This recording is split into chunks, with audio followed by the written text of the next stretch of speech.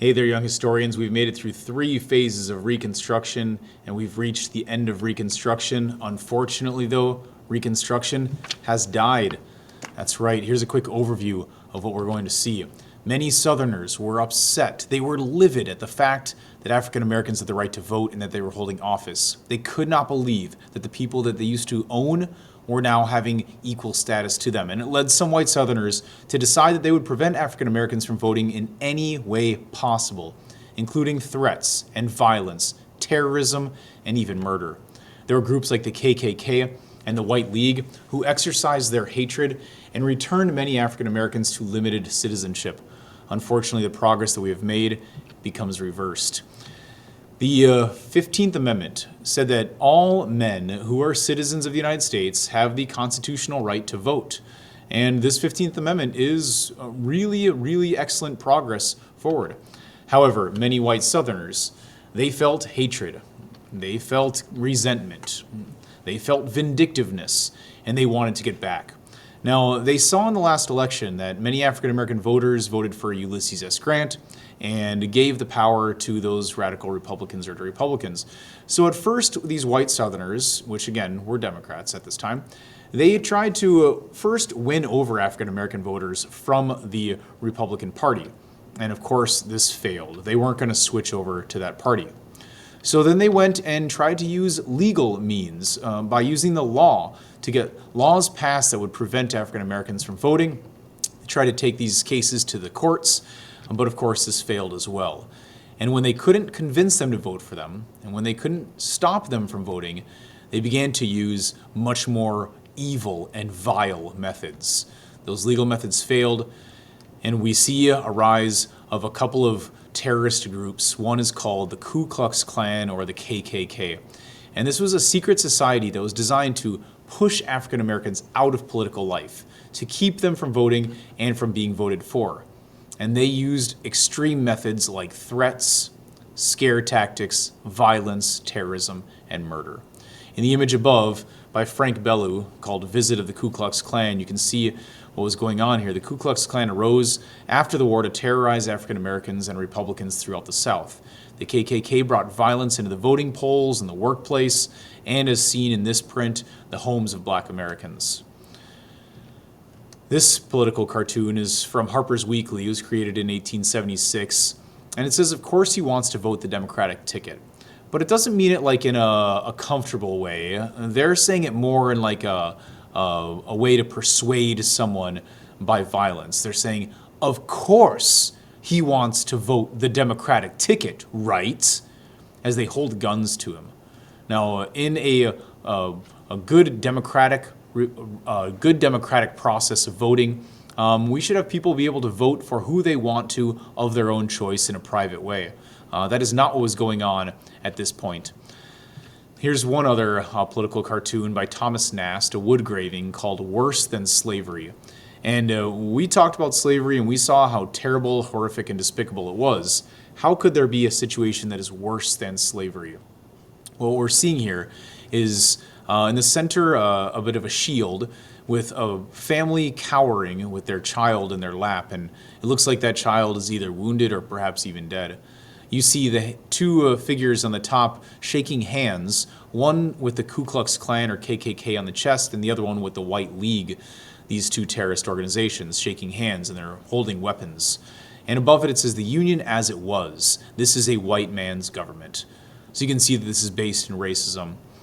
Worse Than Slavery is the title, and this is because while in slavery, as awful as it was, people who were there knew what to expect. They knew what the conditions were. Well, after slavery, when these terrorist organizations and groups begin to take over, it was unexpected terrorism. It was unexpected attacks and violence. And sometimes not knowing what is going to happen could be seen as worse than knowing what would happen. You also see some of the damage that these terrorist groups did. You see a man lynched in the background, you see a schoolhouse on fire, a book laying on the ground, and of course the family cowering. Well, this led to Congress passing 3 laws called the Enforcement Acts to enforce the laws they had already created. These were designed to protect African Americans from this violence. It made it illegal to prevent another person from voting by bribery, force, or scare tactics. And President Grant supported this. President Grant also sent troops into the South once again to enforce these laws because those Southern governments and those former Confederates were not respecting the United States government and their laws. We're going to talk about another act called the Amnesty Act, but we first need to define amnesty. It means to grant official pardon to, or in other words, forgiveness for past offenses. The Amnesty Act was kind of a get-out-of-jail-free card for these former Confederates. You may remember that those people who had fought for the Confederacy had recently lost their right to vote. The Amnesty Act of 1872 forgave those former Confederates and allowed them to vote again. And as you might expect, they're going to go and vote for the same people they'd voted for before the war and right afterwards. Those Southern Democrats regained most of the power in the South, and those are the same people who supported secession and supported slavery. In 1876, we have yet another presidential election every 4 years, and the dispute or the problem with this one is that at this time, in order to win the presidency, a candidate needed 185 electoral votes. The two candidates were the Republican Rutherford B. Hayes and the Democrat Samuel J. Tilden. The problem is that neither of those candidates received the 185 electoral votes. You can see there that you can see there that it was 184 to 165. Neither one received the amount of votes. So a compromise was needed.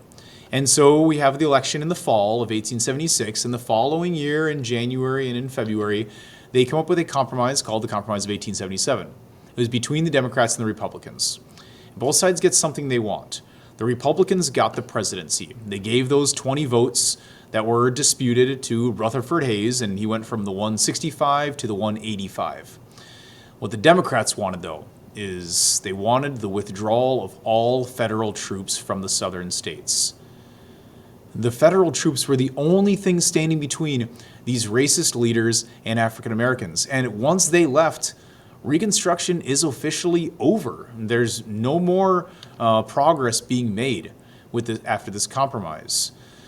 And so while the Republicans got their president, the Democrats got what they really wanted, which was a restoration of the South to the same people who had led before. One more Thomas Nast engraving from 1876. It says, "Is this a Republican form of government? Is this protecting life, liberty, or property? Is this equal protection of the laws?" And you can see him just in desperation as there are bodies around him. In the background, it says the white liners were here, and you see more bodies and a school building destroyed once again. That same destruction returns to the South. So the question is, how did this affect African Americans in the South? In our next one, we're going to find out a bit more, but I'll leave you with this phrase from the Senator Ben Tillman, the white supremacist from South Carolina. He says, "This is a white man's country and white men must govern it."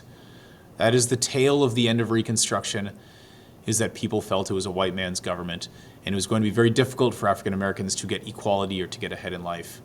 That's the end of Reconstruction. We have one more stage to discuss. Thanks. Peace.